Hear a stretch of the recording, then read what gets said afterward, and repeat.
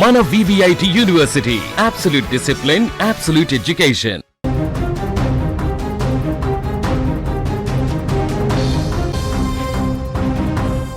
ఢిల్లీలో నిర్భయ ఘటన యావత్ ప్రపంచాన్ని కదిలించింది. బస్సులో ఓ యువతిపై సామూహిక అత్యాచారం చేసి అత్యంత దారుణంగా ప్రవర్తించారు. అందుకే ఇప్పటికీ నిర్భయ పేరు వింటే వెన్నులో వణుకు పుడుతోంది. ఇప్పుడు అచ్చం అలాంటి ఘటనే మరొకటి దేశ రాజధాని ఢిల్లీలో చోటు చేసుకుంది. కదులుతున్న బస్సులో ఓ మహిళపై సామూహిక అత్యాచారం చేసిన ఘటన మరోసారి చర్చనీయాంశంగా మారింది. రెక్కాడితే గాని డొక్కాడని కుటుంబం. భర్తతో పాటు ఆమె కూడా పని చేస్తేనే 3 పిల్లల కడుపు నిండుతుంది. అందుకే ఆమె నిత్యం పనికి వెళ్తుంటుంది. అయితే ఎప్పటిలాగే ఆ రోజు కూడా పనికి వెళ్ళింది. తిరిగొచ్చేసరికి ఆలస్యమైంది. చుట్టూ చిమ్మ చీకటి. నడుచుకుంటూ ఒక్కతే భయంగా రోడ్డుపై వస్తోంది.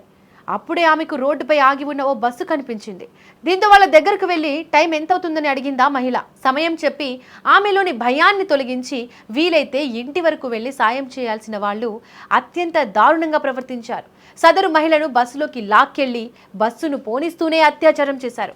ఒకరి తర్వాత ఒకరు బస్సు నడుపుతూ డ్రైవర్, కండక్టర్లు ఇద్దరు ఆమెపై అఘాయిత్యానికి పాల్పడ్డారు. అయితే ఈ దారుణం తర్వాత బాధితురాలు పోలీసులను ఆశ్రయించింది. తనపై 2 వ్యక్తులు అత్యాచారం చేశారని ఆమె ఫిర్యాదులో పేర్కొంది. వెంటనే స్పందించిన రాణిబాగ్ పోలీసులు కేసు నమోదు చేసి దర్యాప్తు ప్రారంభించారు. బాధితురాలికి వైద్య పరీక్షలు నిర్వహించగా అత్యాచారం జరిగినట్లు ప్రాథమికంగా నిర్ధారణ అయ్యింది. పోలీసులు సాంకేతిక ఆధారాల సాయంతో నిందితులను గుర్తించి నిందితులను అదుపులోకి తీసుకున్నారు.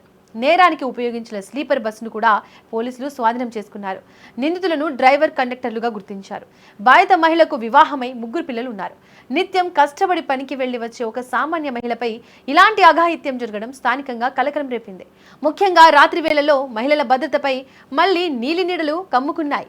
ఈ కేసును అన్ని కోణాల్లోనూ దర్యాప్తు చేస్తున్నామని, నిందితులకు కఠిన శిక్ష పడేలా చర్యలు తీసుకుంటామని ఢిల్లీ పోలీసు అధికారులు వెల్లడించారు.